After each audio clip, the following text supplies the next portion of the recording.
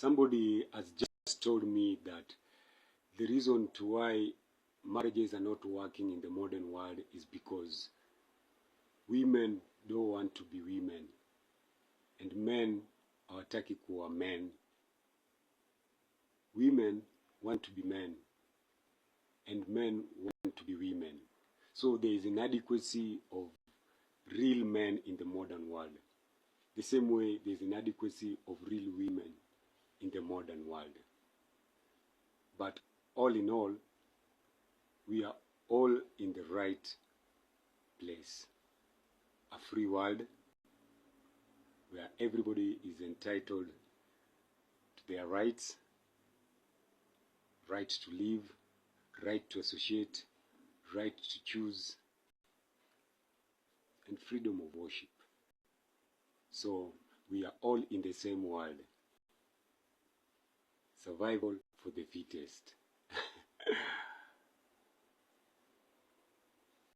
Guys, I thank you so much for your support, you guys. You're really doing an amazing job in my life. I thank you for the following that is increasing. I'm also thank you for subscription that is increasing. Since I started this journey, everything has just been going from step to step, and it's all because of you guys. Continue subscribing, continue following, continue sharing, and continue with the love. We are all out here to spread love and life to people. I'm your boy, the Modern African Man, and today we are continuing with our reading session. Na leo tunaenda read about another person, another individual whose life made an impact in the world. Is amongst the people who changed the world. Na tunaendelea read from our book of the people who changed the world. The people who shaped the world ikakuwa venye iko sahi.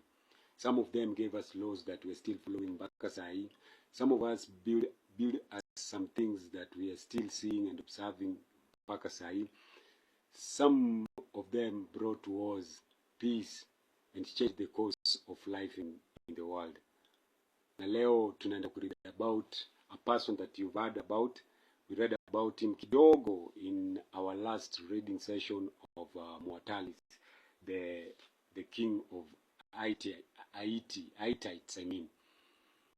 And this person that tunaenda read about him was the main opponent, the main enemy to Muatalis, and it's Ramesses II, the king of Egypt. We did get to know more about him, but sahi tunataka read to get to know more about Ramesses II. And without wasting time, let's get straight to our reading. Ramesses II was born in the year 1304 BC. That is 1304 years before the birth of Jesus Christ. He died in 1237 years BC. That is before the birth of Christ. Pharaoh, monument builder, master propagandist, and self-publicist. He was a pharaoh. Ramesses II was pharaoh. He built a monument, which we are going to know more about it tukiendelea kusoma. He was a master propagandist. Alikuwa jamaa propaganda sana, and we will get to know more about that. He was self-published. Yani alikuwa mtu anapenda masifa na alijiandikia sana, alijipongeza sana kwa articles mingi. Let's continue reading, and these are some of his achievements. He reigned over Egypt for 67 years. Great self-publicist, ensuring his lasting place in history. Commissioned the Abu Simbel temples.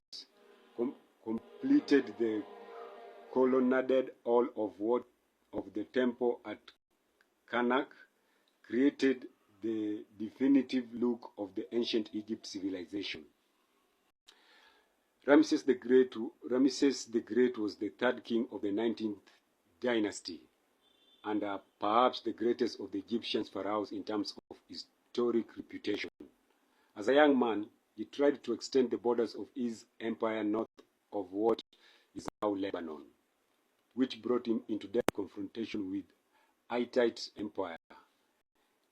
In the decisive Battle of Kadesh, he was defeated by Muatalis, although he presented the battle as an Egyptian victory in his account of it.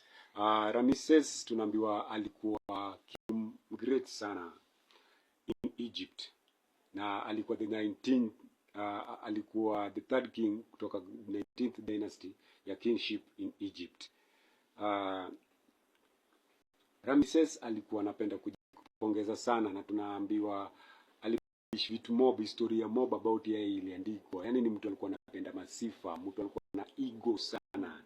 You know, when you have ego, you want people to feel you, you want people to notice you. So he wrote so many articles on himself, stories zingine za ukweli na zingine za uongo, sababu tunaambiwa alikuwa chief propagandist, alikuwa anapenda propaganda sana. Let's continue reading about him to get to know more about. Ramesses had outstanding gifts as a self-published, using his scribes and artists to create an image of him as a godlike figure. In the accounts of the Battle of Kadesh, his scribes credited him with killing thousands of the enemy. Tunaambiwa alikuwa anajipenda sana, na kuna watu walikuwa wanaitwa scribes na writers, artists, watu wenye walikuwa na talanta ya kuandika alivyokuwa anataka. Na story yake aliandika kujisifu kwa njia nyingine, mpaka alikuwa anapia ni kama god. Yani unaona venye mtu anajisifu, yani unafikiri huyu jamaa mtu wa kawaida, huyu jamaa ni extraordinary.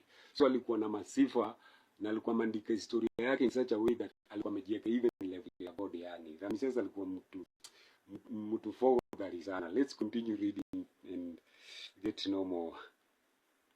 In practice, Ramesses can have done little other than act as battle standard, giving orders that were often unhelpful.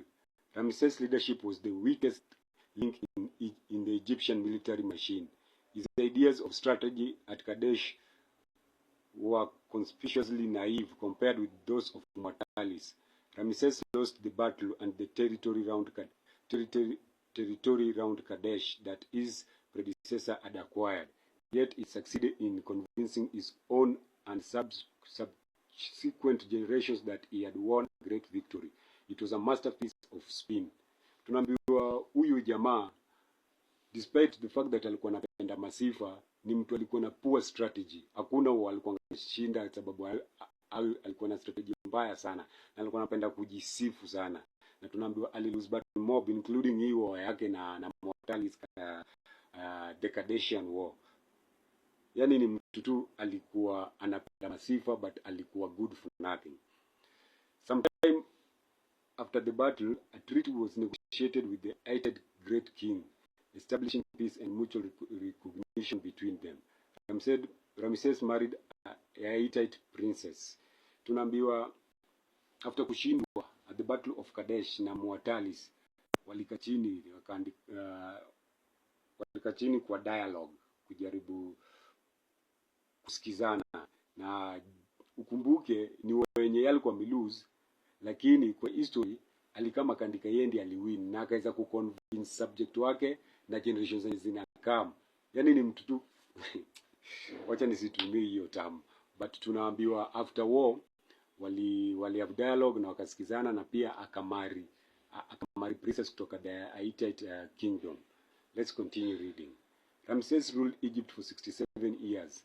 During this incredibly long reign, he built a whole series of magnificent stone monuments, completing the mortuary temple of his father, Seti I, at Laksa, and the colonnaded hall of the temple of Karnak. It was Ramesses II who ordered the creation of the rock-cut temple at Abu Simbel.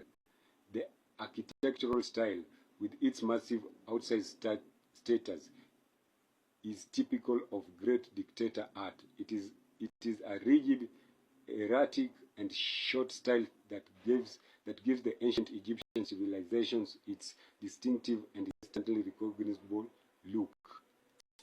Ramesses alikuwa all over. Tunaambiwa kuna monument ali design, alitengeneza